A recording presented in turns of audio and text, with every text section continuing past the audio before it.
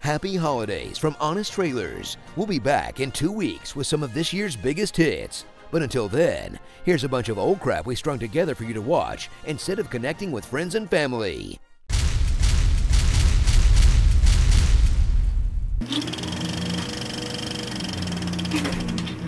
From the once masterful director who just couldn't leave well enough alone comes the special effects blockbuster that transformed the entire film industry into an assembly line for special effects blockbusters and action figures. Star Wars. The first one. We are not calling it A New Hope. Ride along with some of film's most iconic characters, surrounded by film's most iconic props and designs, in some of the most iconic locations ever, to the point where every single person, place, or thing on screen has at least a 1,000-word Wikipedia article about it. Did you know that these guys are called Jizz Whalers? Whalers. Meet heroes like Princess Leia, the most interesting of the 2 human females in the entire movie, Han Solo, a real Han Solo type, Obi-Wan, a wise Jedi Master who doesn't remember the droid that saved his life several times. Don't seem to remember ever owning a droid. The droids, conscious beings with feelings and free will, who are bought and sold as slaves. You think they'll melt us down? Please don't deactivate me. Hashtag Droid Lives Matter, guys. And Luke Skywalker, a whiny space brat. But I was going into Toshi Station to pick up some power converters. Kinda reminds me of someone. It's all Obi-Wan's fault. There's nothing I can do about it right now. I hate them. But they're gonna kill her! It's not fair. It just isn't fair. Wait, so Hayden Christensen's acting choices were intentional? Whoa, mind blown. Together, they'll go on one of the most epic space journeys of all time that would have been totally unnecessary if anyone had email. I have placed information vital to the survival of the rebellion into the memory systems of the SAR-2 unit. To take on the evil empire with an army of clumsy idiots. Take over. Led by the most threatening villain of all time, Darth Vader, until you hear his original voice. Start tearing this ship apart piece by piece until you find those tapes. Find the passengers of this vessel. I want them alive! Not so epic now, are you, bro? Return to a time when technology forced George Lucas to collaborate with other people as he teams up with masters in sound design, score, editing, and practical visual effects to deliver a near-perfect movie that he's made progressively worse with each special edition. Because if there's one thing the original Star Wars wasn't missing, it's poorly rendered, out-of-place CGI animals filling up every square inch of the frame! Dude, come on, get out of the way! Ugh, I can't even see the movie! Relive all the parts your nostalgia goggles keep you from admitting were kinda dumb. Like this guy in a bargain bin werewolf mask, the lightsaber battle where 2 old geezers gently poke at each other, and the most over-the-top Freudian finale of all time. Luke is the best bush pilot in the Outer Rim territories. Look at the size of that thing. That came from behind. Should be able to penetrate the outer defense. Almost there. Almost there. It didn't go in. You're all clear, kid. Now let's blow this thing and go home. Luke, at that speed, will you be able to pull out in time? That's what she said. So whether you're an old man who can move on from a 38-year-old movie for children, or a contrarian kid who thinks he's being edgy when he says the prequels were better, one thing is for sure. Han shot first. Starring Skywalker's in Flight, Pew! Beats by Braid, Starford, Genuine Class, Dog is my co-pilot, Weezer, Porkins, aw, that's just mean, and Oscar and a trash can, Satan, Blue Milk, and Nazis in Space, Joseph Campbell's Star Wars. As bad as we all want a real lightsaber, let's be realistic. We'd cut off our own hand in a week.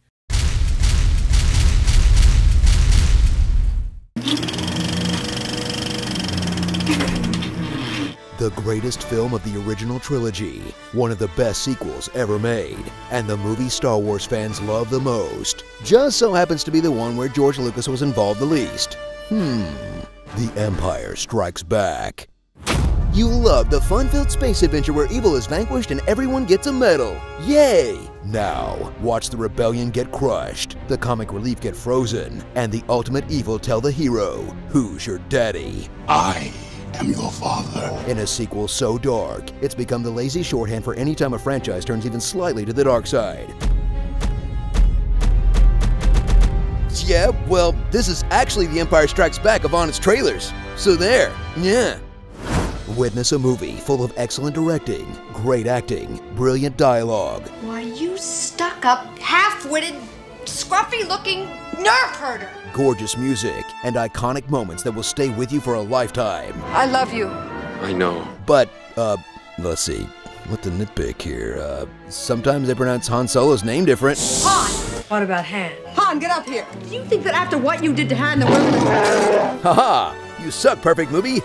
This is gonna be a tough one, isn't it?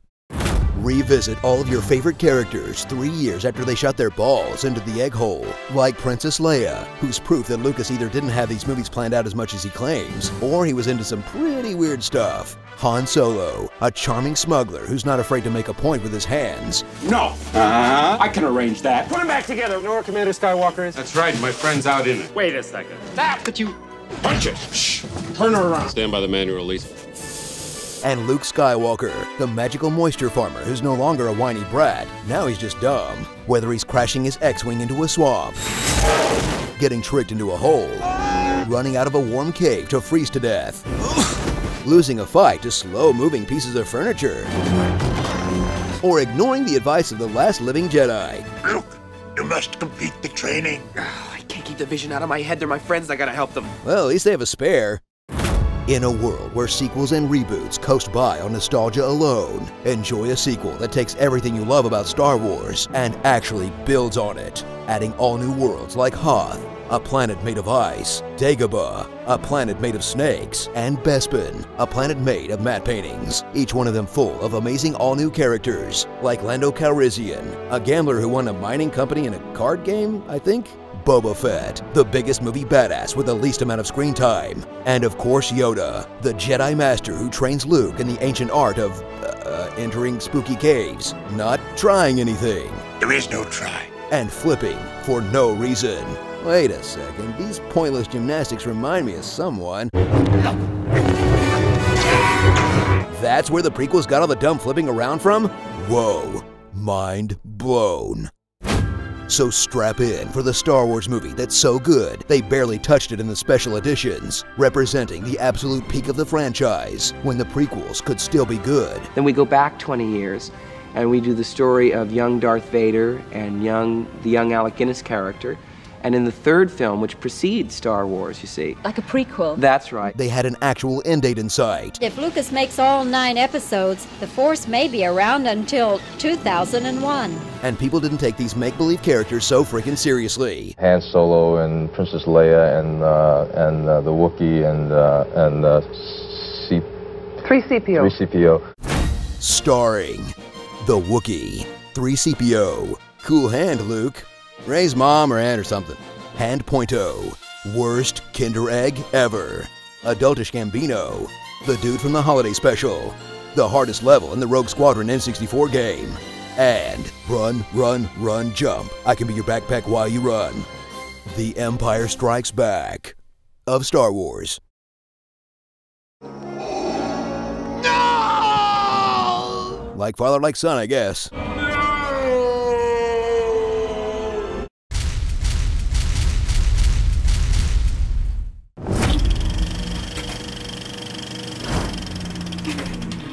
A New Hope blew people's minds. The Empire Strikes Back challenged what you thought a sequel could be. Now, the last chapter of the original trilogy takes its place in history as the third one. Star Wars: Return of the Jedi.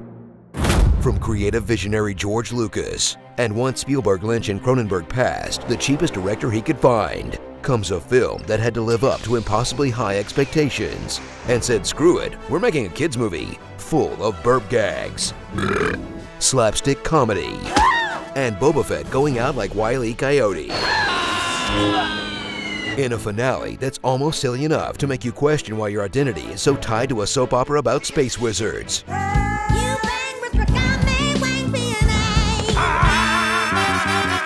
That's it. I'm a Trekkie now. What does God need with a starship? Ugh, never mind. All your favorite heroes have returned, like Luke, who's grown from naive farm boy to goth Catholic priest. Han, who was already so over Star Wars, they had him frozen in case he didn't bother to show up. Leia, who's suddenly Luke's sister. I know. Somehow, I've always known. You have? Well, that makes this extra weird then. Plus, an all-new cast of memorable characters, like, her. Salacious Crumb's kind of fun. And, Gronk? Sure, why not? Before there was Jar Jar, the object of fans' blind rage was the Ewoks, a race of cuddly creatures inspired by puppy dogs, bear cubs, and toy sales, who Lucas loved so much they got 2 spin-off movies. 2. That discerning fans hated because there's no way the mighty Empire would struggle against a smaller, poorly armed force. What do you think this is? Vietnam? Afghanistan? Little Big Horn? The American Revolution? The Maori? Ethiopia? Afghanistan? Again? Set aside a special place in hell for Jedi Special Edition that not only adds the same bad CG as the other 2, but tons of crap that's only there to remind you of the prequels, like Gungans, Extra Nose, Hayden Christensen's, and the criminal erasure of the Yub Nub song. An entire generation will grow up with that awful Jedi Rocks number, but never know the brilliance of John Williams' Yub Nub song.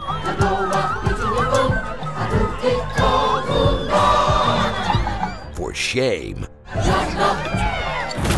So return to Star Wars with Return of the Jedi, a movie that joins Godfather 3, Terminator 3, and Spider-Man 3 in the tradition of meh third installments that turned an epic about the fate of the galaxy into the Skywalker family drama, cemented the kid-friendly tone of the franchise, and set up Star Wars' long-running love affair with the plot of A New Hope. The battle station. The Emperor's new battle station. The droid control ship. Star Killer Base. A Death Star. We're starting our attack run. Stay alert. We could run out of space real fast. Just hang on. I'm going in. We're going in.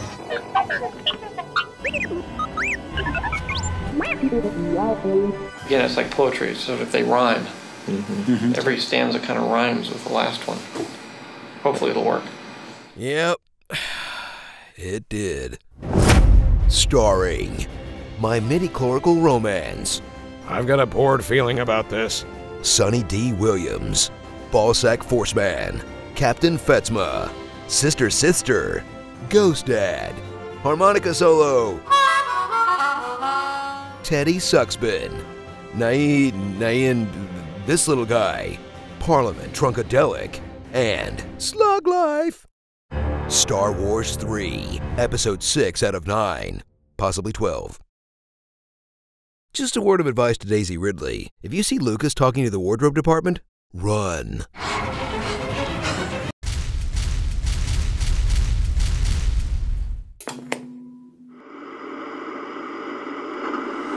Before Solo milks your nostalgia for the original trilogy dry, discover 3 spin-offs that took everything you loved about the old Star Wars movies. I love you. I know.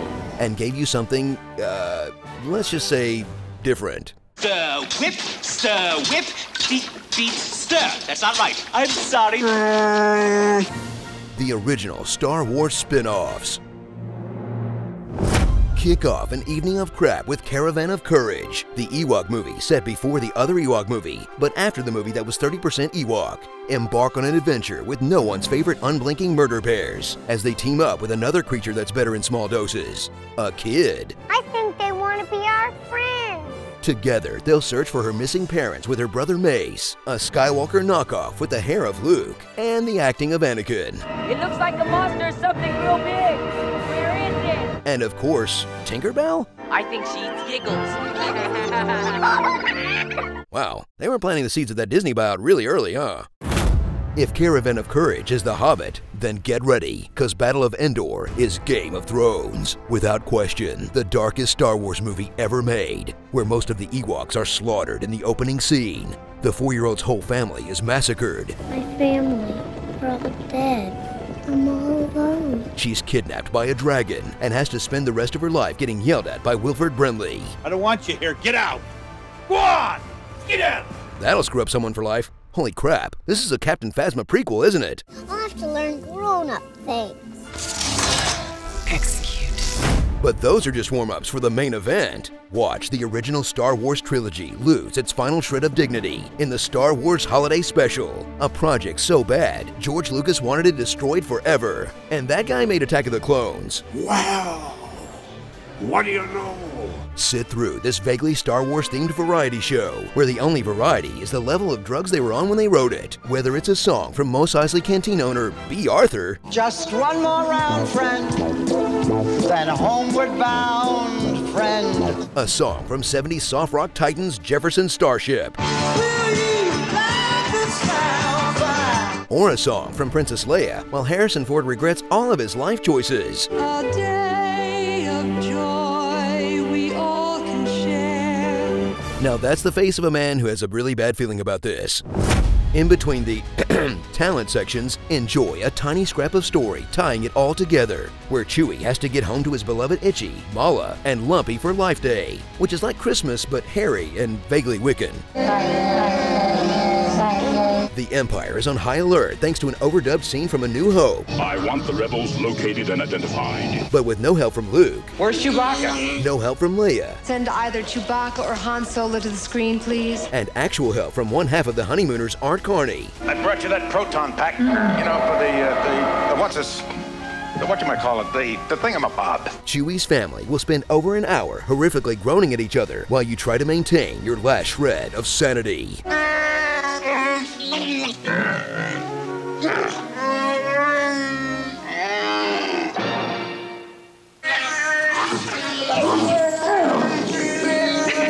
Help me!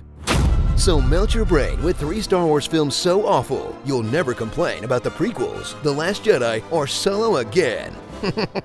Because no matter what Disney decides to throw at us next, there's no way it will be as bad as Chewie's dad watching VR porn in the middle of the living room. Did I just dream that? Oh, no, there it is. That was real. Oh, we are excited, aren't we? Oh, geez, turn it off, turn it off! Starring Muppet Baby. At least Warwick Davis got paid. You're a Harry, wizard. Diabetes Origins. Those are awful good pies, Sindel. Best I ever had. Maleficent. Wilford Brimley dropping the F-bomb in a TV movie for children? Jefferson Star Destroyer. Malibu Luke. Carrie Fisher giving 0 shits. Lumpy Space Prince. And he did it all for the Wookiee. Star Wars, the first sellouts. You know the weirdest thing about these movies? It's the first appearance of Boba Fett, and it's awesome. I take it you have no love of the Empire. I don't. Follow me, friend. Settle down. All they do is eat.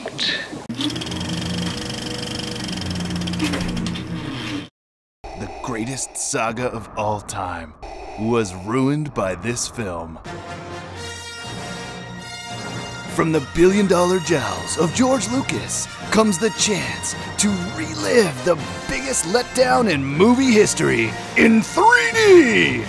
All the parts you forgot about, like the bureaucratic conversations. The chair does not recognize the senator from the Trade Federation at this time. The racism. We shall not think so. Natalie Portman's weird robot voice. We will not condone a course of action that will lead us to war. More racism. I was not aware of such failure. And this kind of anti-Semitic thing. Only money. In 3D! So strap yourself in and get ready for an hour and a half of people standing in semicircles, council meetings, different council meetings, and sitting, just to get to 5 minutes of cool stuff. Starring Oscar Schindler as Jesus, fake Yoda, and you so remember him, sir. Lisa Jar Binks. This February, George Lucas defiles your childhood for a second time in the third dimension. Star Wars Episode 1 The Phantom Menace 3D, because George Lucas has to shit somewhere.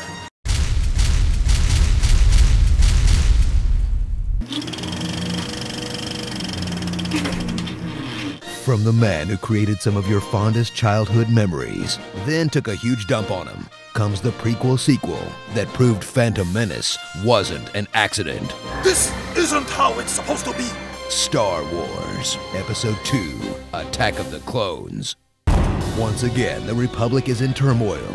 Watch as the chin-stroking Jedi are pulled into a war between a completely disposable droid army and a completely disposable clone army. Seriously, there's no reason to get emotionally involved in any of this crap. Experience an awkward, forced love story as soulless as the computer it was made in. With so many visual effects, the filmmakers didn't have any time left over for things like realistic choreography, realistic dialogue. I'm haunted by the kiss that you should never have given me. Or realistic Hayden Christensen acting. I don't like sand. It's coarse and rough and irritating, and it gets everywhere. Not like here. Come on, JJ. There is no way you can do any worse than this. Natalie Portman and her space hair return as Senator Padme Amidala when two of the galaxy's best sharpshooting assassins try to kill her with a poisonous worm-pooping robot. Two Jedi warriors will come to her aid. Obi-Wan Kenobi, a man forced to act opposite lifeless CGI characters like Hayden Christensen, and Anakin Skywalker, a rat-tailed asshole who's been creepily stalking Padme for the last decade. I've thought about her every day since we've parted. I don't think she liked me watching her. I'd much rather dream about Padme. You're exactly the way I remember you in my dreams. Please don't look at me like that. I know. It makes me feel uncomfortable. Sorry, milady. Ugh. Ride along with these one-dimensional heroes in a movie so unevenly paced, you'll have to wait over an hour before you even meet the main villain. Instead, strap yourself in for even more of the stuff that made Phantom Menace so cold, lifeless, and boring. Like people sitting and talking, standing and talking, walking and talking. One person standing and talking while another is sitting and talking. People standing and talking, then taking a seat for more talking. And a whole bunch of wipes.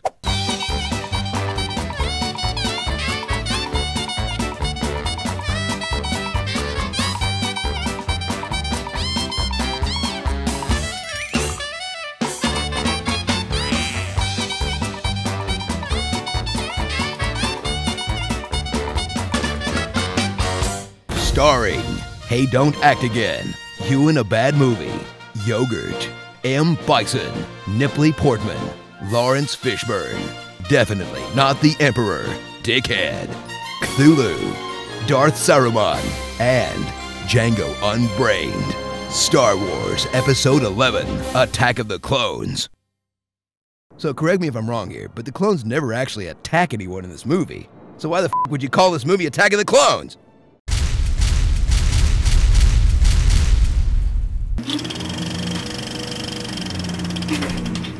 From Disney's bitter ex-boyfriend comes the finale of the saga so bad, this ridiculous, overacted, disappointing mess is known as the Good One. Star Wars: Revenge of the Sith. Return to a time long ago when there was still hope that the prequels could stick the landing with a film that starts out semi-promising. This is where the fun begins. Then falls flat on its stupid face.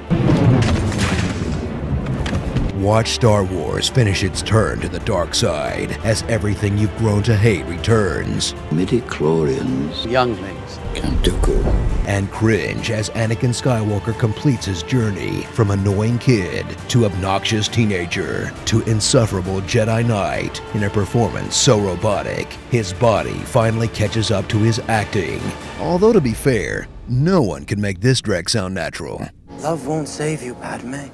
Only my new powers can do that. Natalie Portman is back, and she's just kind of there.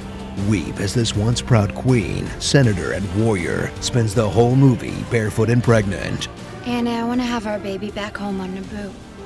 I can go early and fix up the baby's room.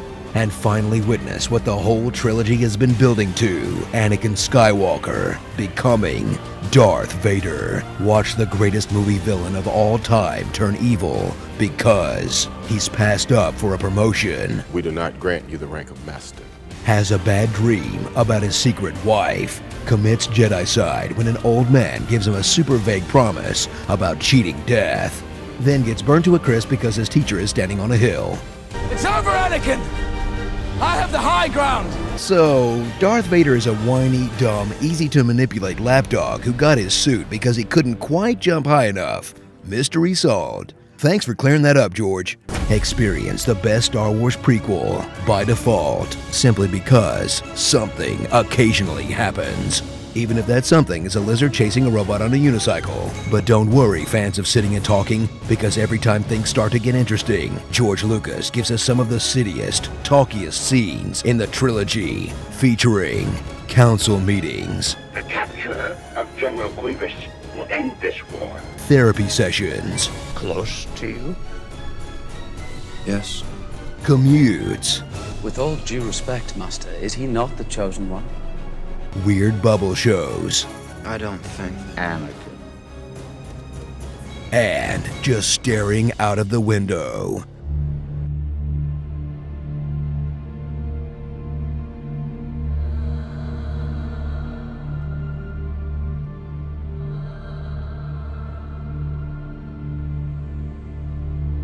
All slowly building up to the most obvious reveal of all time, that the evil Sith Lord is the sinister old guy who talks exactly like the evil Sith Lord.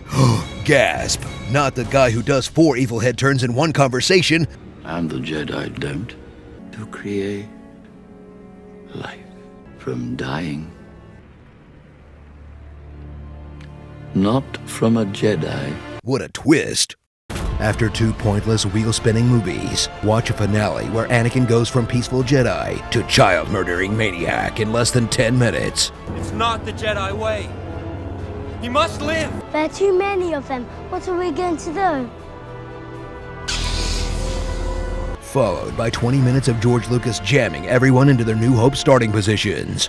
Even if it ruins the franchise continuity. Like, how did Leia remember her mom's face? She was very beautiful. Why didn't Obi-Wan remember Leia? That boy is our last hope. No, there is another. How did Owen and Beru age 40 years and 20 years? Why does all the galaxy's technology look like it got worse?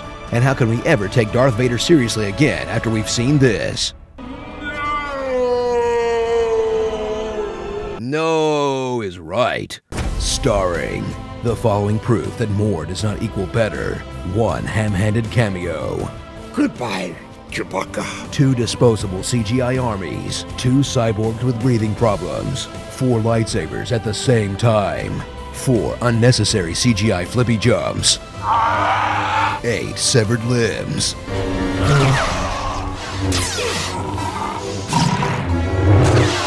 About 17 things R2-D2 couldn't do in the original, and thousands of highly trained Jedi Knights going down like total punks. Seriously? You can cut through droids and clones like tissue paper and that's how you go out? That's pathetic, man. Star Wars Episode 111, The Force Awakens.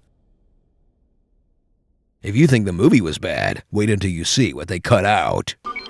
It's broken.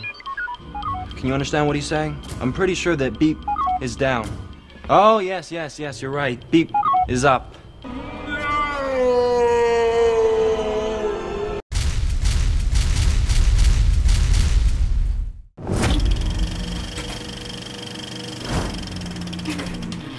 You've spent weeks arguing about The Mandalorian. You'll spend months arguing about the rise of Skywalker. Now, watch the one Star Wars movie capable of uniting the entire fan base by agreeing it's the worst theatrically released movie in the franchise. Easily. Star Wars, The Clone Wars, the movie. The show is a different story. Gear up for a movie based on a vague reference to something Mark Hamill said in 1977. You fought in the Clone Wars? Yes. But since the Samurai Jack guy made them look kick-ass one time, Lucasfilm followed up with a poorly animated kids movie. Really poorly animated. I'd best be on my way. Like, so poorly animated, every scene ends with the same animation of someone crossing their arms.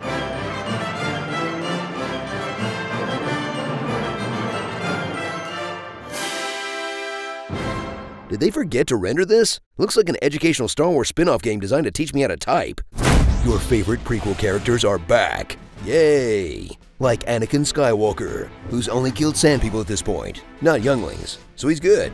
Obi-Wan, who took all the stiffness out of his personality and transferred it to his hair. Christopher Lee and Sam Jackson, who didn't get the memo they could skip this one. I need 3 of his Star Cruisers. A bunch of nameless clones. Thanks for the ride, Rex. Cody, battle positions. Aw, don't name your clones, man. You're just gonna get attached.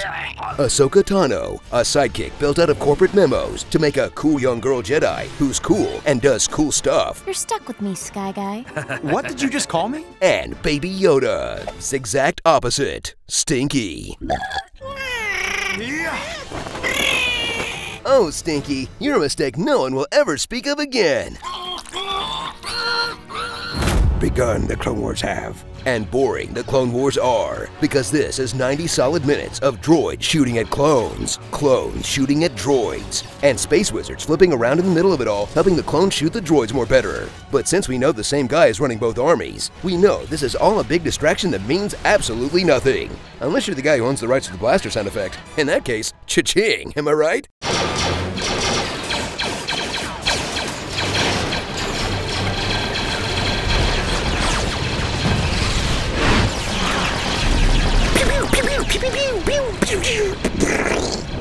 So strap in for the first Star Wars set entirely inside an actual Star War that's somehow more boring than the holiday special. At least that had Wookiees watching VR porn. Still, it does feature the greatest redemption story in Star Wars. No, not that guy. Dave Filoni, who somehow shook off this mess and turned it into multiple compelling seasons of television, turned this brat into one of the most popular characters in the fandom, and proved that there's room for more than one Hollywood nerd in a cowboy hat. El Mariachi versus the Mandalorian, guys. At least give it some thought. Starring Darth Vader, Poochie. A good movie? Now that's a thing I haven't made in a long time. Padme Amidala, Mr. and Mrs. Sith, BattleBots, and Baby Slug doop doop doop doop doop, Baby Slug doop doop doop doop, Baby Slug doop doop doop doop, Baby Slug. PS2 Jedi Power Battles.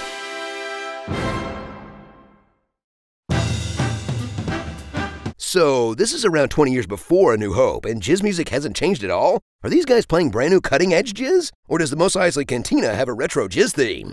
Back when we thought the prequels would be the last Star Wars stuff we would ever get. I don't like sand.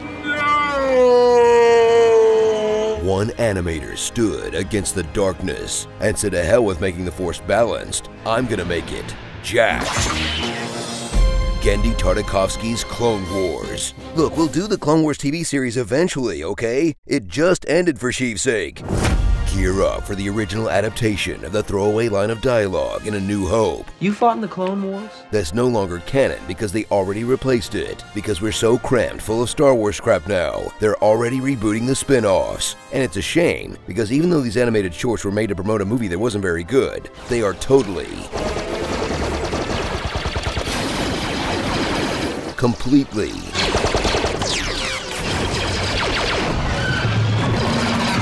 hugely, balls to the wall.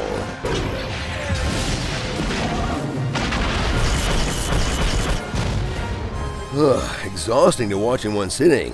Man, this is a lot of action. Can we pause for a little Star Wars dialogue in there? Annie, you're almost a Jedi Knight, and then... And then what? Jedis aren't supposed to be married. Ugh, never mind. Let's just get the lightsaber swooning again. Oh yeah, that's the stuff.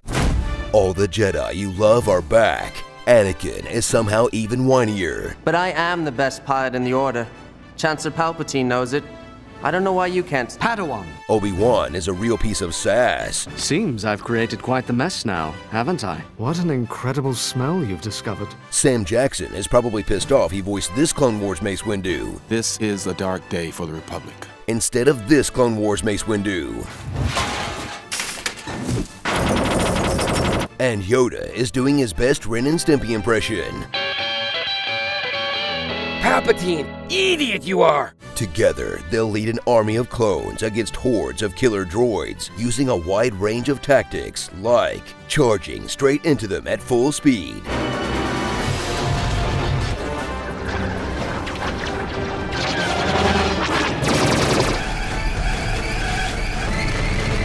and nope, that's it. Man, the Jedi were bad generals. The clones would have Order 66'd them with or without Palpatine. Returned to a time when the dark side was gathering its forces, but Sheev wasn't ready to make a move yet, which means these Clone Wars are chock full of Dooku. A villain destined to train bad guys who are way cooler than he is, like this unnamed murder lady, a Force user so badass she got a name in the reboot. Well done, Ventress. Ventress, kill him! General Grievous, an unstoppable combination of Michael Myers and a Dustbuster, and a collection of super cool randos you'll get pissed off you never got an action figure of. I mean, seriously, new Gunray is a toy, but we didn't get a Hell's Angel jousting droid? What about third act of Akira guy? Where is my articulated wolf man Jedi? So strap in as your favorite sci-fi riff on old samurai movies gets riffed on by a guy famous for his sci-fi samurai cartoon. And by riffed on, I mean he just did a long Samurai Jack episode with lightsabers that kept Star Wars alive after the prequels, inspired your favorite stuff about the new canon, and gave us the best ending in the Star Wars franchise. Anakin getting tribal tats from a space leech while they talk about entering a mom's mouth to save the Na'vi. Enter the mother's mouth to awake her inner flame. What? Starring My Little Pony, Magic Friendship is. You have his coordinates? Then plug them in. Hyperspace tracking? Oh man, Last Jedi ruined this movie too? Like zoinks, Master Mundai! These squid guys have a dong and balls on the back of their heads. It flops and everything. C3 Peep Show.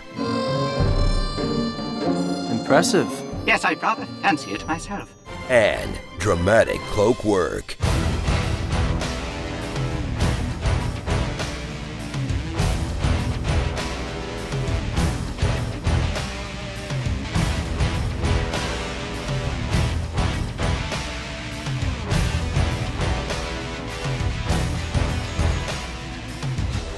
Star Shorts.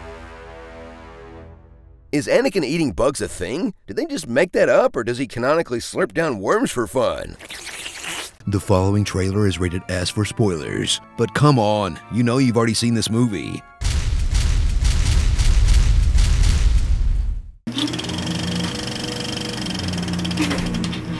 From the company that owns everything you know and love, and Diet Spielberg, comes a movie that had to satisfy decades of pinup nerd expectations, make up for the prequels, introduce the franchise to a new generation of fans, make enough money to justify Disney's $4 billion investment, and also, you know, be good. So, no pressure. Star Wars: The Force Awakens. The Force has awakened, and its first order is to revitalize the franchise while setting the stage for an amazing expansion of the Star Wars cinematic universe by shamelessly remaking A New Hope. What the? Who are you? I'm the original Honest Trailer voice, and the originals are always better. Yeah, you wish. Now pipe down. I've got the best movie of the year to talk about. Best? Oh man, I'm not going anywhere. Someone has to stop you from going full fanboy. Uh-oh, I've got a bad feeling about this. All your favorite characters are back for another adventure. Leia, Chewie, Han. And they all look really old. Okay, but these living legends are passing the torch to a new generation of heroes, like Rey, an orphan scavenger who's so poor she has to make her own Star Wars action figures. She's a multilingual expert mechanic slash ace pilot slash force-using badass who's so good at everything it makes her character completely uncompelling. How dare you? I mean, come on. How is she so good at everything? Because, you know, she has the Force, and it's awakening, and the Force makes you awesome. That's not how the Force works. Shut up, Han Solo. God. But Rey's not the only one obsessed with Star Wars. Meet Kylo Ren, a brooding Jedi outcast, torn between his family legacy and the dark side. Never before has Star Wars had a villain so layered, so complex, and so whiny. He acts like a goth kid who can't find his eyeliner. You know what? If you're gonna keep butting in, why don't you just take over? Now we're talking.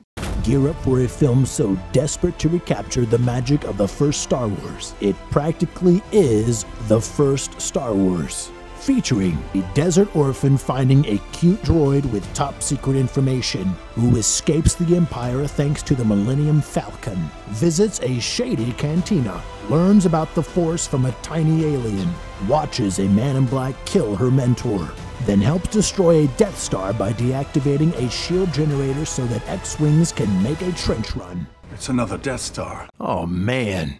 But it's so much more than a rehash of everything that made A New Hope great. It's got all new stories to tell, like Finn, a conflicted First Order stormtrooper turned rebel, hunky badass Poe Dameron, and don't forget Captain Phasma, an awesome-looking stormtrooper commander who's completely wasted in just 91 seconds of screen time that end with her useless character getting thrown in the garbage. Yeah, they totally wasted Brienne of Tarth.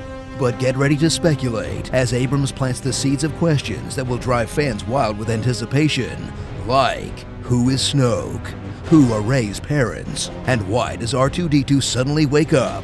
Plus, questions that will annoy the rest of the fans, like why does R2-D2 suddenly wake up? Why is everyone in the galaxy either a Skywalker or a Solo? And why would we expect the guy who made Lost to have good answers for any of these questions? Where'd you get that? A good question. For another time. Man, is there anything we can agree on about this movie? I don't know. How about on the count of 3 we name our favorite parts? Ready? 1, 2, 3. Kylo Ren stops a blaster bolt. Flying through a crashed Star Destroyer. Poe Dameron's beautiful face. Admiral Akbar. Okay, now least favorite.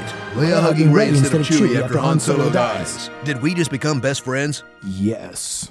Starring Lei AARP, Mary Sue, Better Anakin, FN 2187. Hey, that's my pin number. Han Polo, Emperor Voldemort, R2-D2 2, Han Solo. A waste of the perfectly good The Raid cast. The easiest money Mark Hamill ever made. And butthole eyes. Star Wars, A Familiar Hope. Well, nice meeting you, other epic voice guy.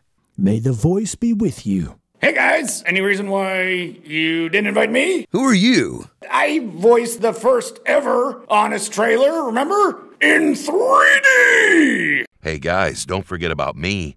I did Avatar. Ooh, man, I love how you said bloobs. Bloobs. Bloobs. Bloobs. Bloobs. Bloobs. Bloobs. Bloobs. Hey guys, I heard you were having a voice party. How'd you all get in here? I got some pizza rolls in my underwear if you want some. Maybe you should consider locking your booth.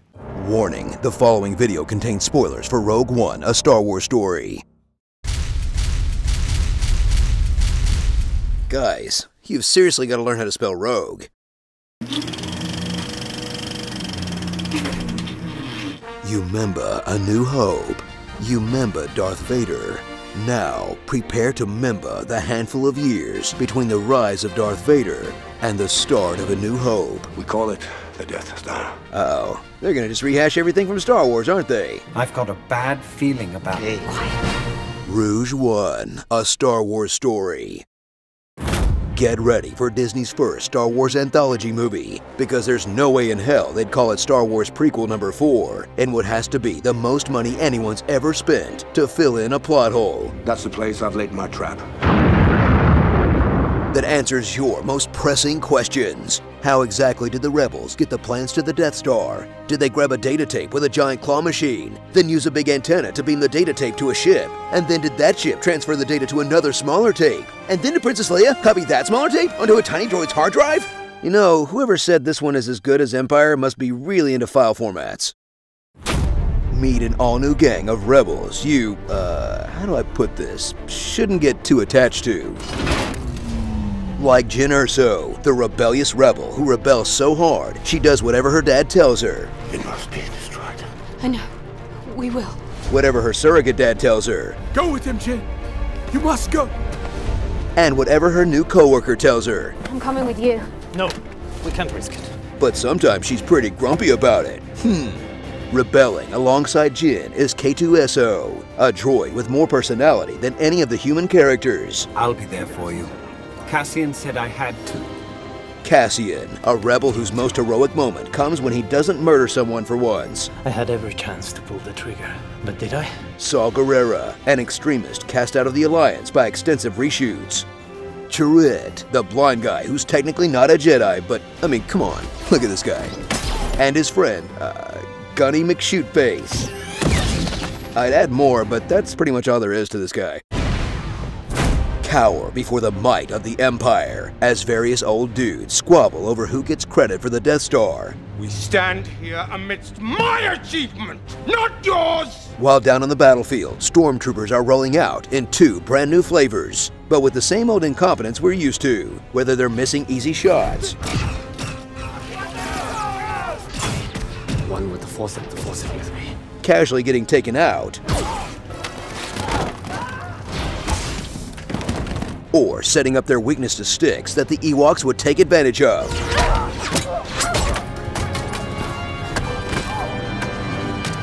Why do they even bother with the armor at all? Enjoy one of the most beautiful Star Wars films to date that feels like the world's biggest budget fan film. Full of Easter eggs that will have die-hard fans saying, Gold leader. Red leader. Awesome! The Guardians of the Wills. I get that reference. Hey, it's prequel guy. Blue milk, cool. Why does nobody ever tell me anything, R2? Okay, I like them. You just watch yourself. So that's where those Cantina guys were. They were walking around. Yeah, the T-15s have been marked obsolete. T-15s? Yeah, I'm gonna have to look that one up later. Whoa, what an awesome way to put Tarkin in the never mind. And this feels wrong somehow.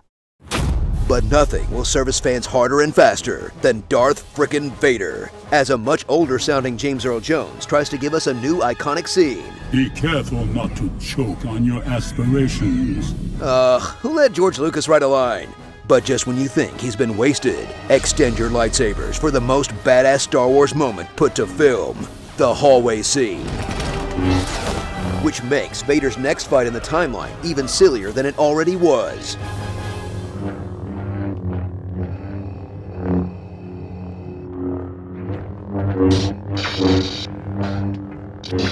Ooh, do more tricks! Not starring the following shots you saw in the trailers that weren't in the movie. Jyn versus a TIE fighter. The group working together. Actual heisting. War-torn Scarif. This iconic shot of Jyn undercover. Unused Vader? Saw Gerrera's other haircut. The shot they based the whole marketing campaign on. All these other cool shots. And this line. This is a rebellion, isn't it? I rebel. Okay, cutting that one makes sense. Suicide Squad, an unnecessary Star Wars story. I'm one with the Force is with me. I'm one with the Force and the Force is with me. That's not how the Force works.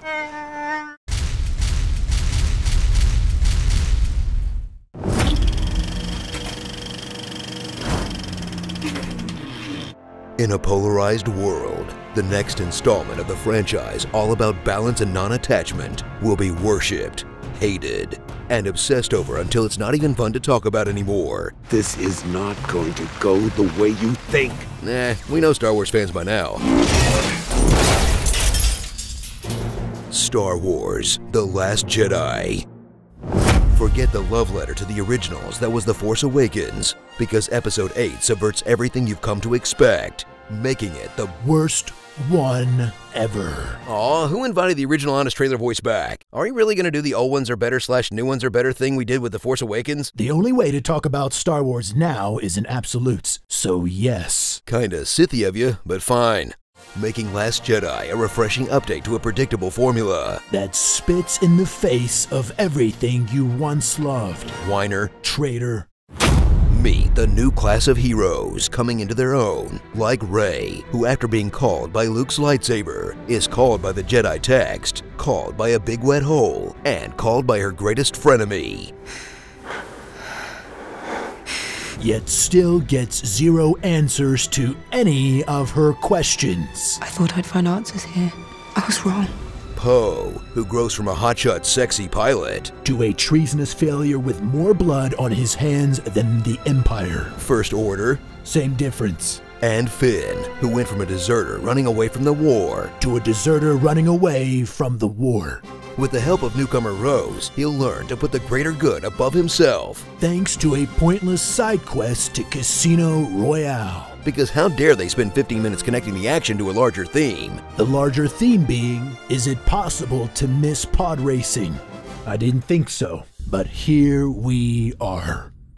But forget about the butthurt fanboys who are just mad the movie isn't closer to the one they wrote in their heads. Hey! Because there's still all the old favorites like Leia, a battle-hardened general trying to keep the spark of hope alive. And she's in a coma. Chewbacca, who gets nothing to do. And Luke Skywalker, who after sad old Han and sad old Leia really drives home how your heroes are all sad and old now. He's turned his back on the franchise after watching the prequels. The legacy of the Jedi is failure.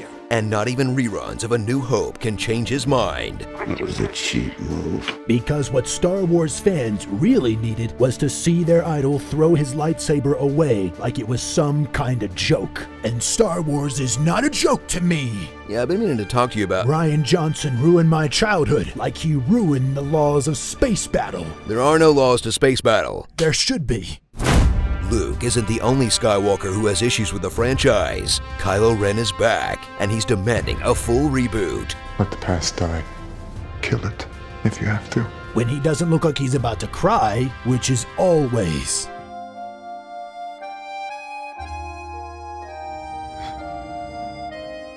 Watch as he ditches the Vader fanboy act, the Mighty Duck mask, and his shirt. Babes. Boo! Hey, you distracted me on purpose. Too late, moving on. Get ready for truly unexpected answers to the puzzles of Episode 7. That can only be answered by asking, what are the most disappointing answers to the puzzles of Episode 7? Like who are Rey's parents? Nobody. Who is Snoke? Some dead guy.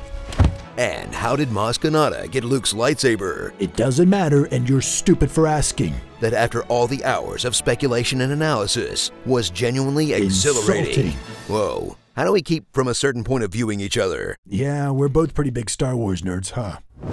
So gear up for the most divisive Star Wars film ever made. Where Rian Johnson either doesn't understand the lore, or he made the first Star Wars movie that lives up to the values it preaches, instead of endorsing royal bloodlines and reckless aggression. Okay, enough division. Let's say our favorite things about it on the count of 3. 1, 2, 3. Rey and Kylo team up to fight the Praetorian Guard. Puppet Yoda hitting Luke with a stick. Porgs! Wait, really? Yeah, I'll own it. Okay, now, least favorite. Although not telling anyone her plan. I get knocking Poe down a peg, but come on. They're taking shuttles to a fort. Why make everyone think they're gonna die? I can't argue with that, though I'm sure people will. Should we do this again for Solo? Nah. I'm not gonna see that crap. Starring half the Star Wars fan base. Salt. Blu-ray. Luke Teatmilker. Carrie Poppins. Finn the Human. I've been kissed by a rose on the brain. Kai so serious. Snope. Give me the Karkin keys, your Karkin nerve herder. Short Round. Pew. Brienne of Darth. Hux to be you. And redemption for Star Wars Kid. Star Wars, the last one you'll pay to see. Until the next one comes out. Maybe. It is time for my fandom to end. Did you hear JJ finish the script for Episode 9? My fandom is back. Temporarily.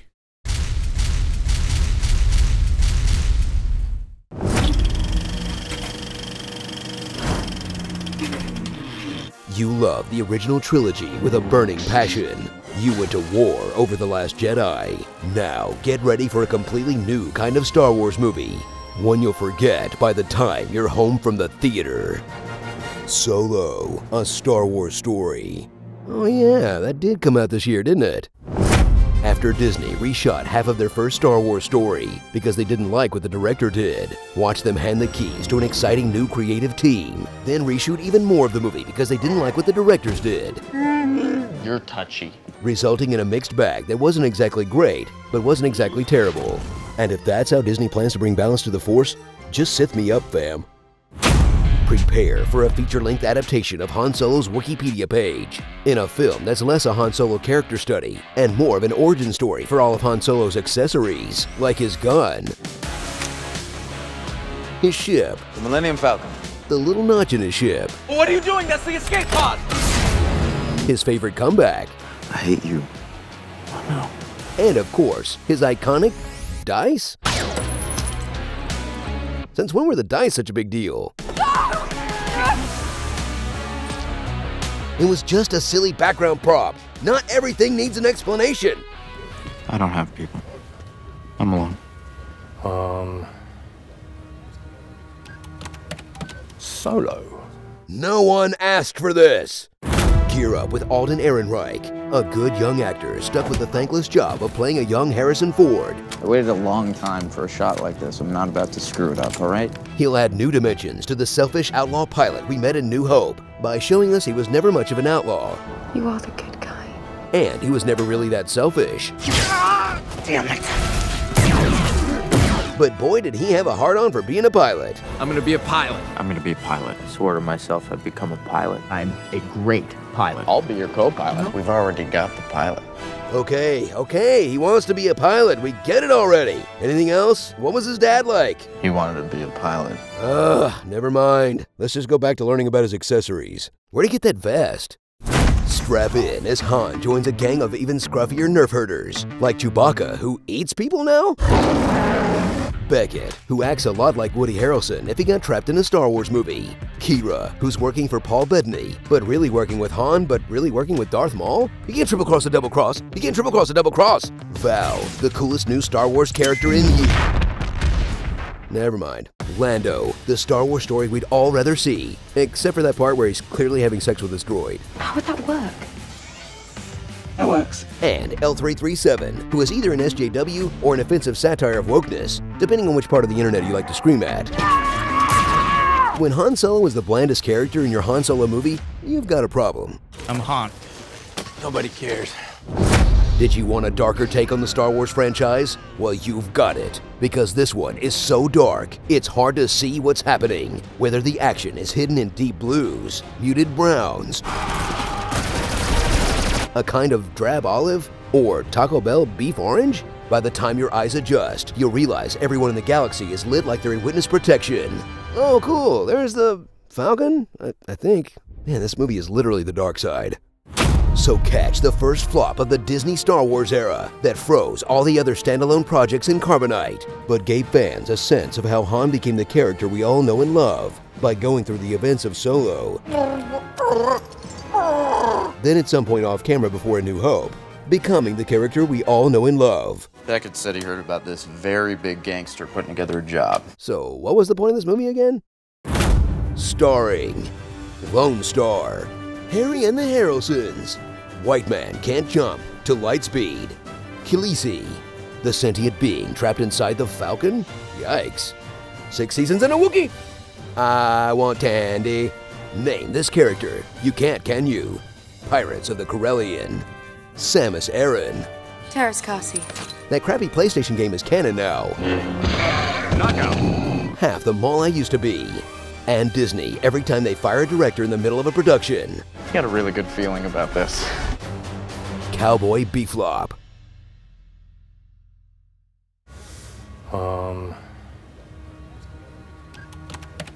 Solo. You know, if Solo isn't his birth name, why did he give it to his kid? And then name him after Luke's hermit friend who he knew for like a day maybe? No wonder he tossed him off that bridge.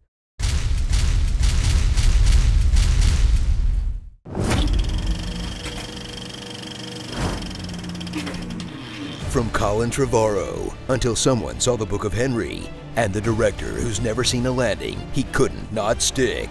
comes the epic conclusion to The Force Awakens. Star Wars Episode 7.5, The Rise of Skywalker. I got a bad feeling about this. The Last Jedi asked you to forget everything you knew about Star Wars. So when some fans threw the kind of fit usually reserved for ethics in games journalism, Disney panicked and tried to mash the pieces back together in this hollowed-out shell of a trilogy that's missing any consistency in its plot, themes, or characters. Unless you fill in the blanks on Twitter, read all the novels, and happen to be running some Fortnite squads with the boys during the crossover event. The day of victory is at hand. The day of revenge. The day of the Sith. Oh, that's what the dead speak was referencing. Fortnite. Just like how Return of the Jedi revealed the second Death Star in Root Beer Tapper.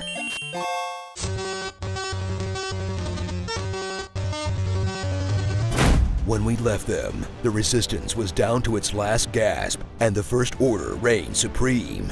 Now, stuff has happened, and the Resistance is back to fighting strength, while the First Order is taking loans from the rich old grandpa they don't call anymore. They'll strike a dark bargain with the only character left on the rotting carcass of the original trilogy, Palpatine, or a clone of him that's like rotting away, and Snoke is also a clone and he's being pickled? I don't know, not super clear. The Emperor is enacting the same plan he had last time. Troll a young Jedi into striking him down. Strike me down, and your journey towards the dark side will be complete. Strike me down, and my spirit will pass into you.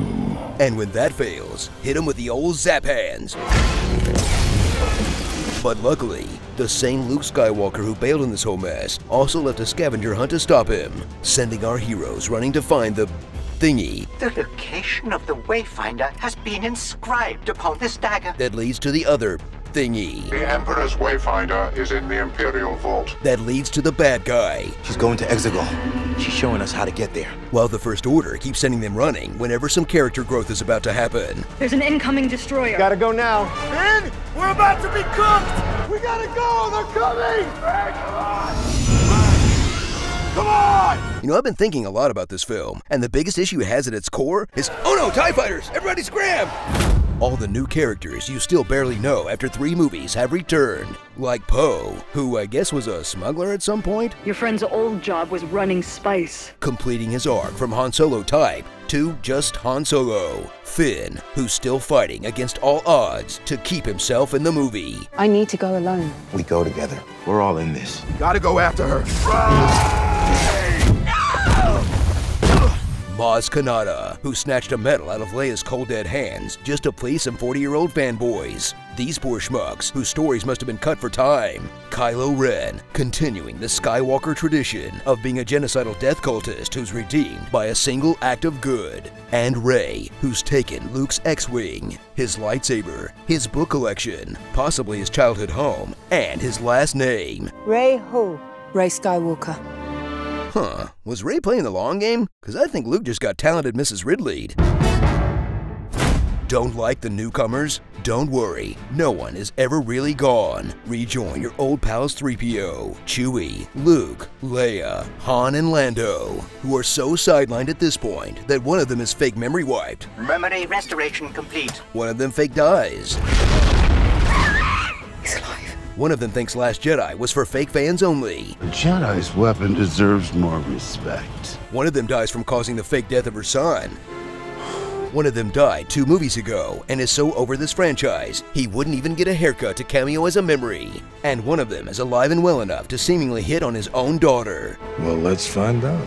Didn't know that's who Janna was supposed to be? It was in the Rise of Skywalker visual companion book, idiot. You should have been reading that in between rounds of Fortnite. You call yourself a Star Wars fan.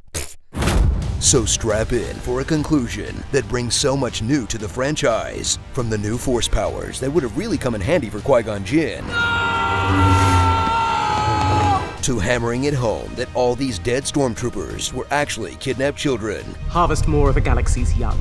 To finally seeing the Knights of Ren do absolutely nothing than go out like a bunch of weak-ass punks.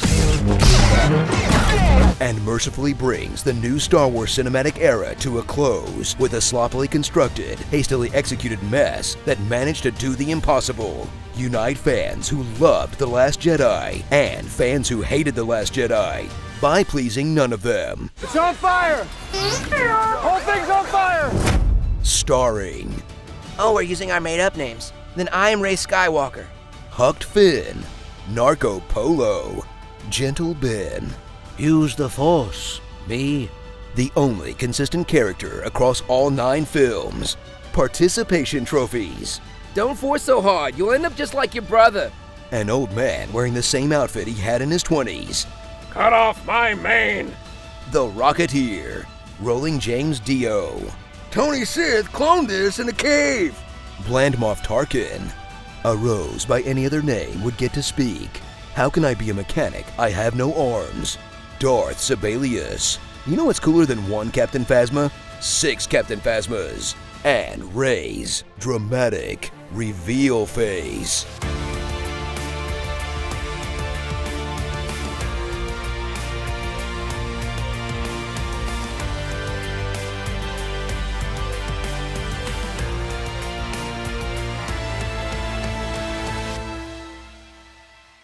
Star Wars Episode 9, The Last Star Wars. For a while at least, they really need to think this through. You know, I'm starting to think it's a bad idea for one studio to make every big movie. I was cybernetically engineered to pilot a spacecraft. You were cybernetically engineered to be a douchebag. What'd you do to the droid? What'd you do to the Falcon? Falcon's a lot better shape than he is. BB-8's not on fire. What's left of him isn't on fire. On your left. But there are more of us, Bo. Look at this.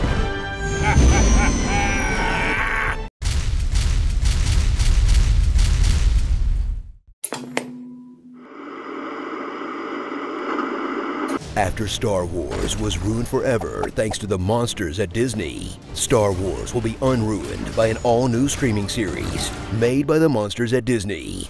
I'm confused. Do they hate us or not? This is the way. The Mandalorian. Anakin was supposed to bring balance, Luke should have saved the day, and Rey just ended up squatting at the farm of her mentor's uncle that he hated and couldn't wait to run away from. Sorry, not today, Episode 9.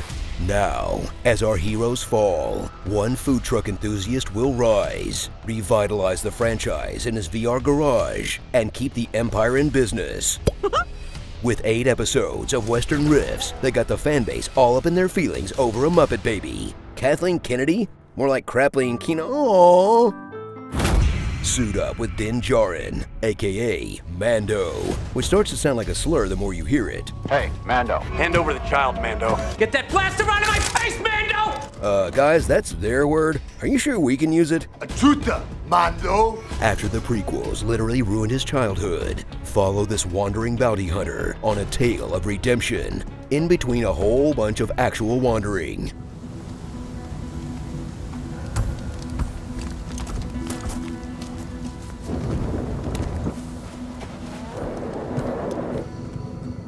As he jets from exotic locales to less exotic locales to a quick detour to Moss Nostalgia to pick up a delivery of Easter eggs. Womp rat. Tusken Raiders. But screw it. How fun is it to dick around in the Star Wars universe without some sad kid and their daddy issues killing the vibe, man? Everything will change when this lone, not a gunman, maybe he's a gungan, meets the most adorable MacGuffin of all time, the child. Okay, you know what? We're not doing that. He's a Baby Yoda. We're calling him Baby Yoda. He's a magic puppet who can kill you with cuteness. And if that doesn't work, he can always just kill you. No, stop! But one thing is for certain, he's not nearly as precocious when they reveal he's actually a middle-aged man. They said 50 years old. I'm onto you, Baby Yoda. You can talk. You're just some creepy boomer with a diaper fetish, aren't you? God, I can't believe I let my kid play with you. Saddle up for brand new Star Wars adventures, the likes of which you've never seen before. But don't freak out. Look, familiar stuff. Tatooine, classic stormtroopers. Good. Breathe. Good. In this tale of one man's destiny to clear an extremely low bar, be the best single dad in Star Wars. But this father-son duo won't travel alone. There's Queel, who finally gave a modern update to talk to the Hand. I have spoken. I have spoken. I have spoken. Tobias Funke's acting coach. You take this home, throw it in a pot, add some broth, a potato. Baby, you got a stew going. And Cara Dune, the ex-rebel with less range than the guy in the helmet. So we're gonna build a trap. We're gonna need to dig real deep, right here, so that when it steps in, it drops. Together, they'll encounter scum, villainy, and the best alternate dimension cast of Saturday Night Live with Horatio Sands, Brian Posehn, Amy Sedaris, Bill Burr, Richard Iowade, Jason Sudeikis, and your host, Taika Waititi. You have suffered damage to your central processing unit. You mean my brain? That was a joke. So strap in for a show that every level of Star Wars fan can enjoy. Whether you're a noob who just wanted to know why Baby Yoda was on your kid's Christmas list, but stuck around because it reminded you of the Searchers. A casual fan who spent 8 episodes wondering why Luke Skywalker wasn't in the Boba Fett show. Or a hardcore nerd who needed validation for keeping your toy collection mint in box all these years. Wait, is that the Imperial Troop transport? Of my youth? It's beautiful. That owes its success to telling a simple, lean story about an all-new family in the Star Wars universe. And because it was a hit, they're probably about to weigh it down with a bunch of lore crossovers and spin-offs. This is the way. Starring Dark Helmet. I'm 50. Baby, you've got a rootly stew going. Los Pollos Imperiales. Werner Herzog as himself. I see nothing but death and chaos. I would like to see the baby. Yes, Satan? I'm sorry, sir. You sounded like someone else. The Babysitter Clubs. Oompa loompa doompa dee den. Shut your dumb mouth, 'cause I have spoken. The Outer Skyrim. How do you like the Mad-Ats, huh? Boba Fett. Let's make the baby do the magic hand thing. Come on, baby. Do the magic hand thing. That's not how the magic hand thing works. Nerds of the Round Table. And when my friends ask what fastball song we're listening to. This is the way. This is the way. This is the way. This is the way. This is the way. This is the way. This is the way. The Outer Rim Job. And once again, the galaxy has a mostly mechanic, bounty hunting, and cantina-centric economy. No one's ever a real estate agent in these things. Marketing. Somehow the Star Wars universe remains dentist-free. Don't they have teeth?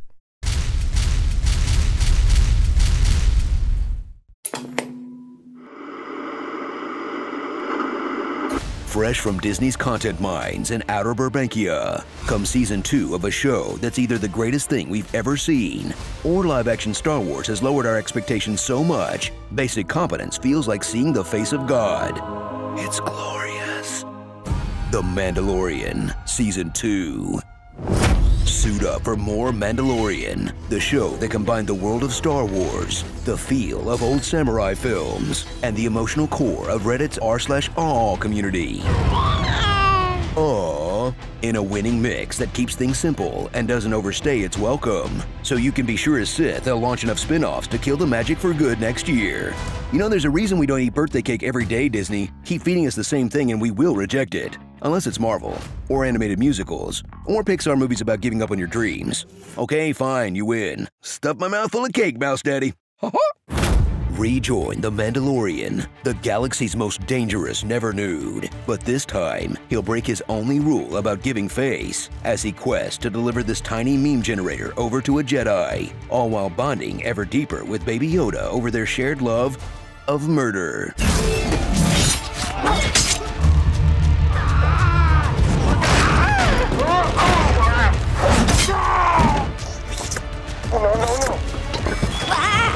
And yes, we know his name isn't technically Baby Yoda anymore. Grogu? But let's stick with Baby Yoda. Grogu. Baby Yoda. Grogu. Baby Yoda. Grogu. He's the secret love child of Yoda and Yaddle, okay? Clap them cheeks, Yoda did. Canon, that is. Are you ready to watch some space cops make some deals with each other? Then you'll thrill when Mando makes a deal with this marshal. Help me kill it, I'll give you the armor. Deal. and strikes a deal with the Tusken Raiders for help. We have struck a deal. But when a deal goes wrong on the way to finding a Jedi, Lady, the deal is off. This was not part of the deal. he'll try to forge a deal with some fellow Mandalorians. You're changing the terms of the deal. And cut a quick deal with Ming-Na. I owe you from last time. We have a deal. Before he wraps up that deal with her and Boba Fett. Then our deal is complete. That's in addition to any bargains, promises, or propositions he'll make along the way. We can strike a bargain. You made me a promise, and I held up my end. I have a proposition that may interest you. Well, then what's in it for me? Screw credits. The real currency of Star Wars is the pinky swear. Remember all the interesting and original side characters you met last season? They're back, at least for now. But they'll make room for all new faces. And by new, I mean really old. Like the most popular characters from the Clone Wars series, the most popular character from Empire Strikes Back, and the most popular character from Star Wars. It's official, no one in Star Wars gets to die or retire anymore. This season's most meaningful death was when they killed off a merchandising opportunity. No! My collectible! So enjoy this action-packed journey alongside a hardened killer with a heart of gold and a soft baby with a heart of darkness as Favreau and Filoni deliver the second-best Star Wars experience ever made for television. But you all know what's still number one. No, not Clone Wars. No, not Rebels. I'm talking about the intro to the Droids cartoon. Come on! I wouldn't care, but it's a dangerous affair. I'm in trouble again. Oh man, that's such a bop. Starring Daft Honk, my buddy, Wherever I go, he goes. Ranger of the New Republicans, Dawson's Geek, Princess Leia, Agents of Shan, Lone Wolf with Club, Moff Diver, Darkness, No Parents, Red Sox leader standing by, Goo.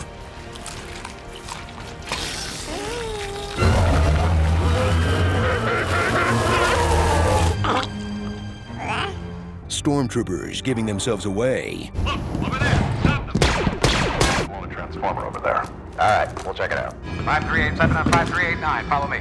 Call in reinforcements. We're heading to the bridge now. I see it on my deck 5 and 6. Security to main commons. There they are. Sir, there's too much fire. Fight them, you idiot. Beskar. Beskar's value continues to rise. Others with Beskar have been through here. The Beskar belongs to the Mandalorians. It cannot cut through pure Beskar. Beskar is ours. Beskar. Pure Beskar. Unreasonably convenient maps and blueprints. This is a map of Tatooine before the war. You got Mos Eisley, Mos Espa, and up around this region, Mos Pelgo. We're here. This entire area is the green zone, completely safe. But over on this side is the problem. This is what you're talking about, right? Yeah, it's the refinery right there. They're held in cold storage in this cargo bay. It's not the scale. I think it is. Can't be, that's too big. If your 98 Civic hatchback was a spaceship.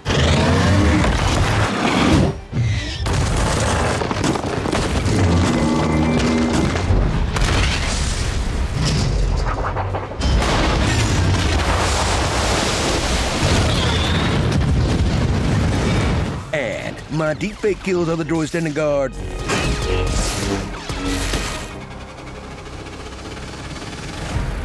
The Masked Slinger. Says here you're from Alderaan. Did you lose anyone? Yeah, Chief. I'm gonna guess she did.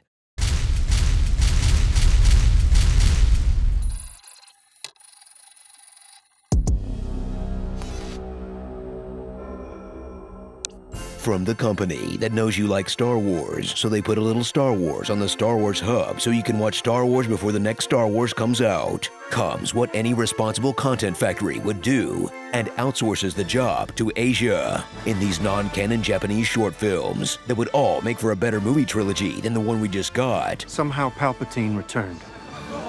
And yes, I'm including the furry episode. In fact, especially the furry episode. Here are all 9 animated shorts from Star Wars Visions. From the studio that's probably gonna make Optimus Prime a Shogun next, comes a General Grievous-level circle jerk of influences. In this Kurosawa-influenced Star Wars, influenced by the Star Wars most influenced by Kurosawa. Again, it's like poetry, so if they rhymed. Where a Ronin battles Lucy Liu for the fate of a small feudal village, but only after his droid gets hurt. He couldn't give a shit before that. How dare you? That droid was wearing a hat! Ronin Holiday. In a world where the most popular music on the planet is called jizz, prepare for the only genre that's even less appealing. Mid-2000s pop punk. In this extremely straightforward story about a band that gets broken up by Chibi Boba Fett and immediately reunites, because any more story would take time away from Joseph Gordon-Levitt singing. Come on and shout it out! See, this is what happens when an anime doesn't get 8 minutes of opening credits. They just drop it into the episode. Blink 2187. Get ready for an episode that feels like it was inspired by The Last Jedi. Wait, you'll like it, I swear. Featuring more neon than a Batman Forever street gang that shows off what's possible when you go all anime, no breaks with the visuals, but still honors the prequel trilogy by having horrible stilted dialogue. Kyber crystal, such beauty, such power. This energy will be a beacon of hope for the galaxy. Bravo, Allison Brie. You act. You act as hard as you can. And evil twins. When a village is threatened by raiders. Wait, didn't we see this one already? Oh, different village. Okay. When another village is threatened by raiders, it will take one masterless Jedi teaming up with an anti-masker. It doesn't suit you, that mask. To help two orphans link their Maginas. Magina. Gina. By slicing up Imperial scum with a katana saber and some sweet tactical high heel shoes. Wait, didn't we see a lady Force user in heels already? Is that so they always have the high ground? Wedding Crashers. Witness a short that packs so much world building, imagination, and likable characters into 20 minutes, you won't even care that they ran out of creativity for the names. Greetings, my name is Ethan. As a young apprentice gets trapped in a temple full of Sith who wants to steal her custom lightsabers, even though all you have to do to get one is download the Saber Pass app the week before you go to the planet, then sign up using the Saber Magic system to book your Saber's Vation, so that when you do arrive at the temple, all you need to do is check in, get your Saber Band, log the QR code on Saber Pass, then report to the lightsaber store, add 300 credits to your My Saber account, and get in the 2-hour reserve queue. Simple. My Saber Totoro. From the team that made Space Dandy.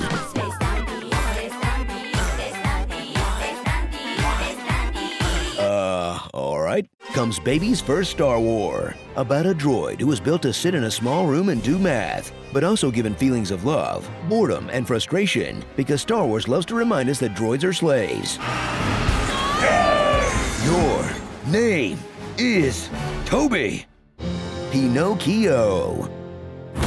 From the people who also made the Psycho one about the evil twins, comes the Star Warsification of a Clint Eastwood movie, as a salty old Jedi warrior sends his assistant up a dang mountain to face a Sith, while he hangs out at base camp to make sure he didn't double back. That ends with the Jedi pretending to be dead, then ganging up on an old man while they're distracted. This is also supposed to be heroic. Elder abuse.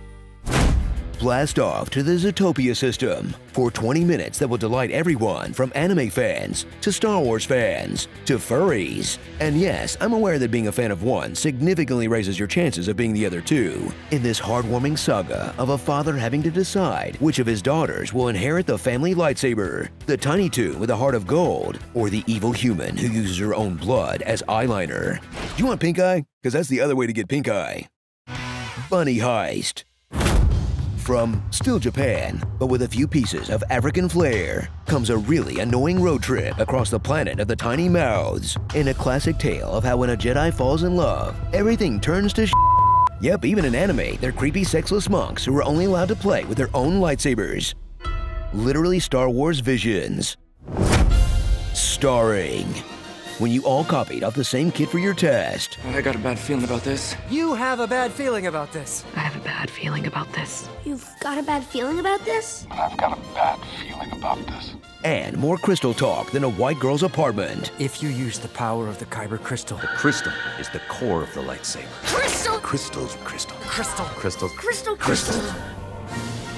Star Weeb. Content. Okay, how is there not a short where Luke Skywalker is the principal at a high school for French maids? I figure at least one anime studio would have had that idea.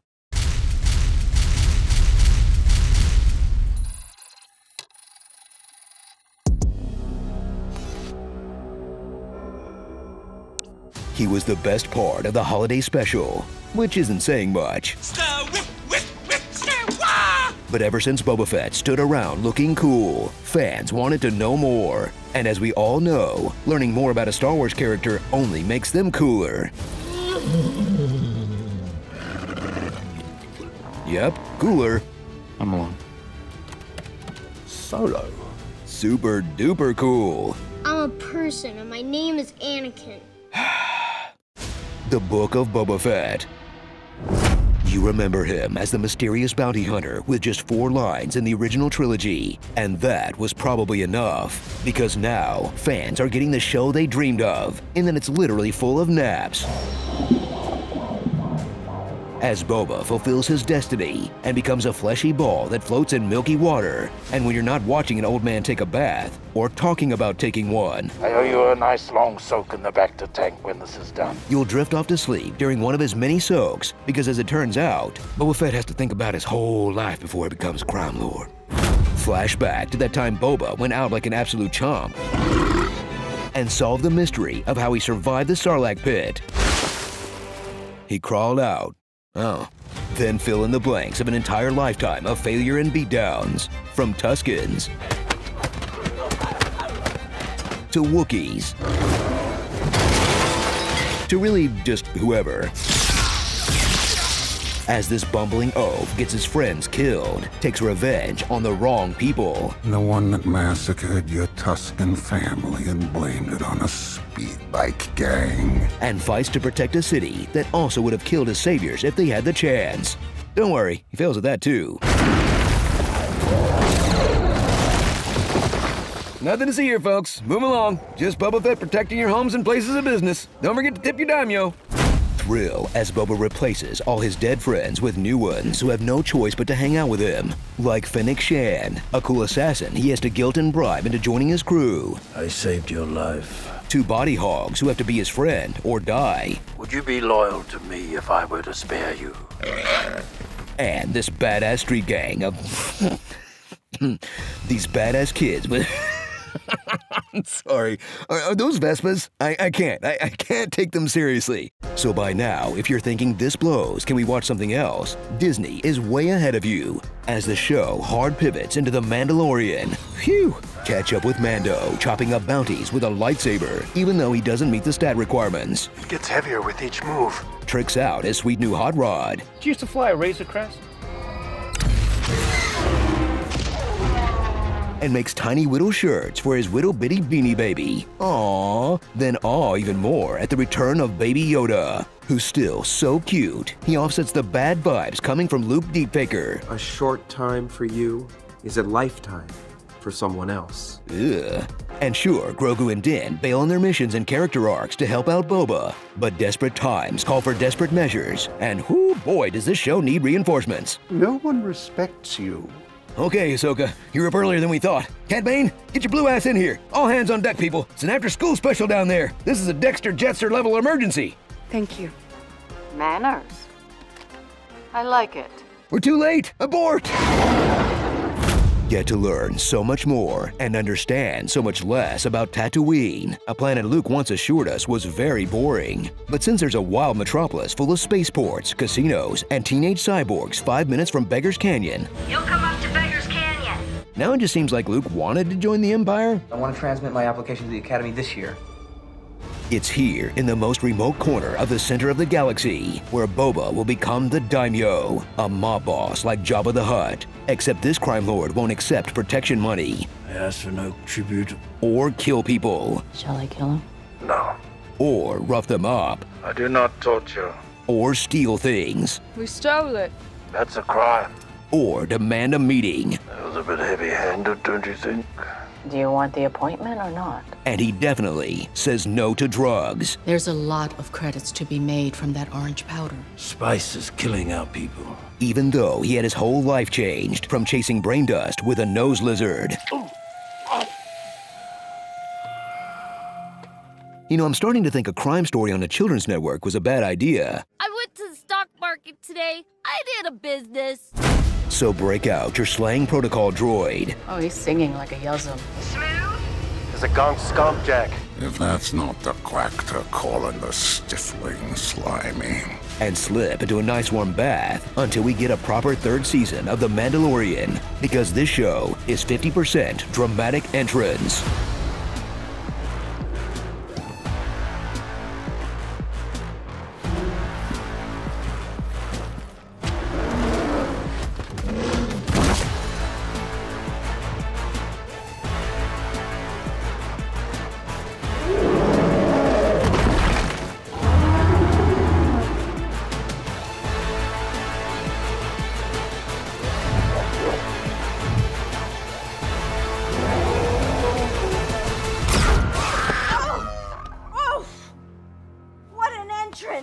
And that other 50%, you guessed it, space meetings. Do you have an appointment? One of your vassals seeks an audience with you. Do they have an appointment? Please come in, have a seat. I'll arrange a meeting with the mayor. I want to have a meeting. I'm here to make a proposal that's mutually beneficial. Starring. Stop trying to make Fett happen. I like Shan. She's soft and smooth and helpful, and she kills everyone. V for Groundhog Day. That's where you know this guy from. We gave a Wookiee brass knuckles and got him drunk. You'll totally believe what happened next.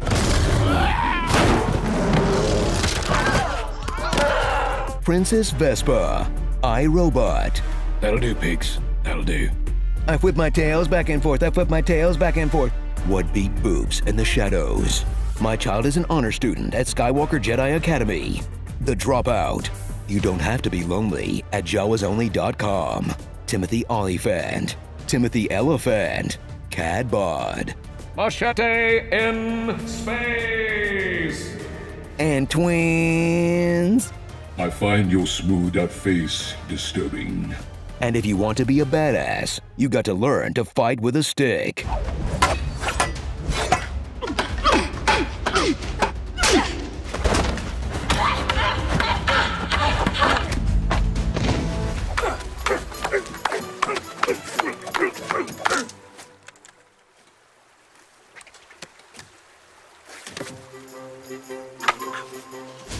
Back to the Future. There's nothing now, but will someday be a great school.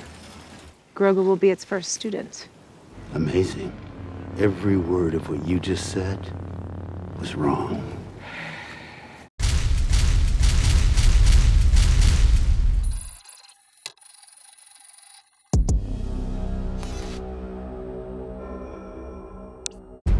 Now that George Lucas cashed out and Disney turned the franchise into FIFA with lightsabers, open wide as they chuck another hunk of content down the rancor pit of Disney+.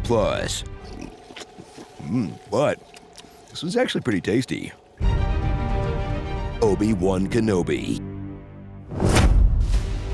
You had to watch Han Solo turn into a broke divorced dad. You had to watch Luke Skywalker become a gross recluse. Now, it's Obi-Wan Kenobi's turn to go down bad, and this legend from the prequels and original trilogy and Clone Wars becomes a sad fishmonger who everyone roasts like Anakin on beach day. You seem kind of old and beat up. The years have made you weak. And the next 9 years are gonna suck even more.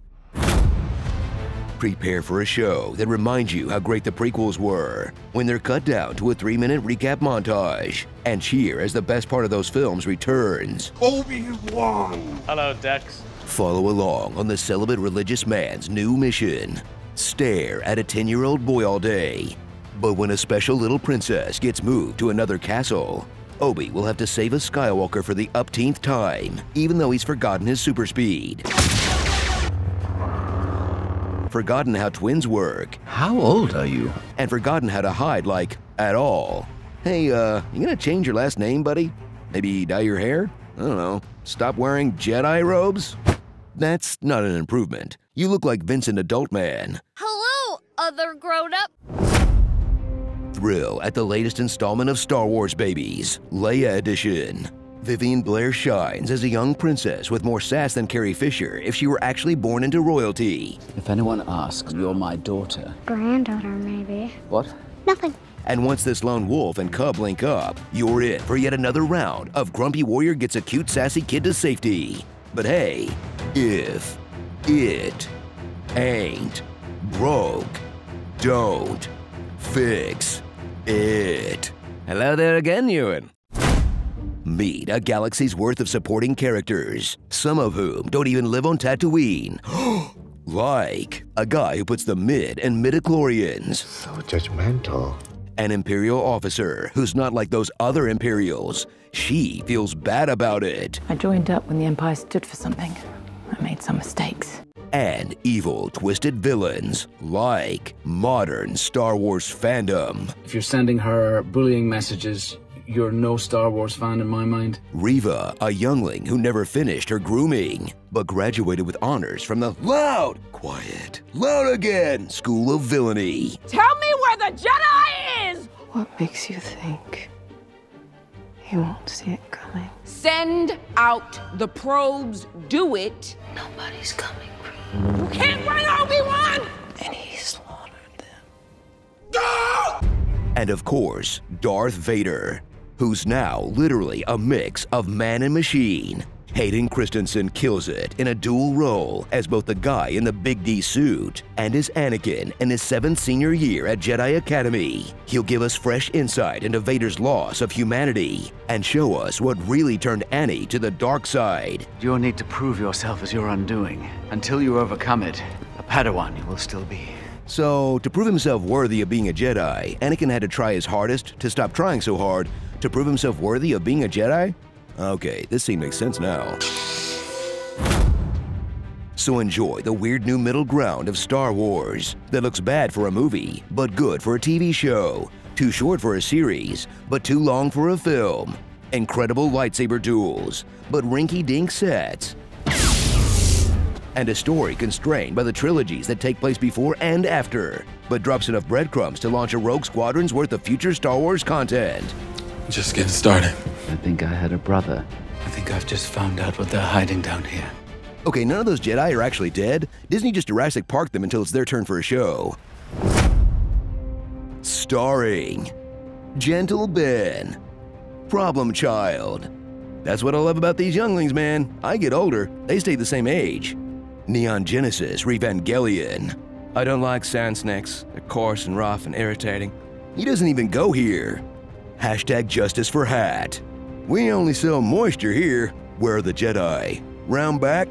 Whoops. Hold my Beirut. What I gotta give it to a Riva. Cool male non-Jedi. Nice cube. And the one lesson Disney can't afford to learn. It's the past. Move on. Be done with it. Ben-Hur. So Riva's plan was to work her way up to Grand Inquisitor, then just try to stab Darth Vader in the back? Probably gonna see that one coming. It's literally the only way Sith get promoted.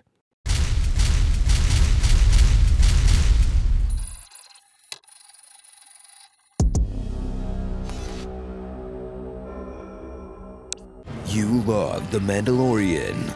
You liked most of Kenobi.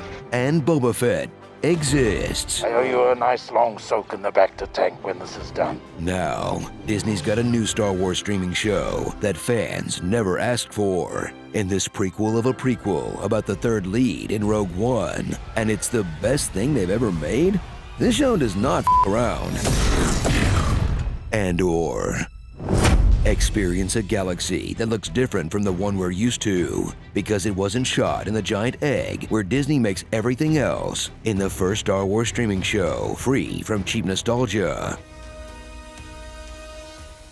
Merchandising bait, Jedi, Sith, lightsabers, Skywalkers, the Force, Tatooine, or comedy.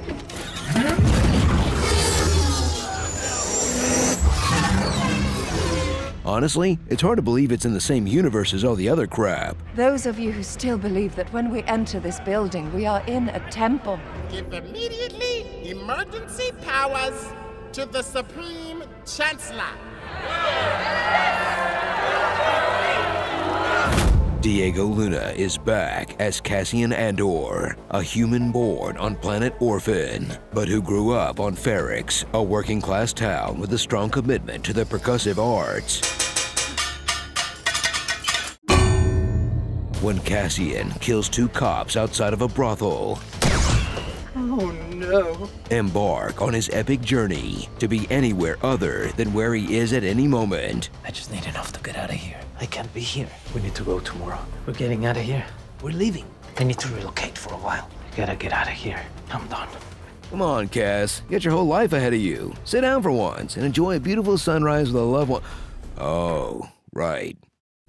Join the fight to take down the Empire with the Rebellion's goth space uncle. I made my mind a sunless space. Stellan Skarsgård shines in his dual role as a leader willing to sacrifice anything and anyone, and a sassy antiques dealer who lets his hands do the talking. A gift for your husband. I'll have some new things coming in soon.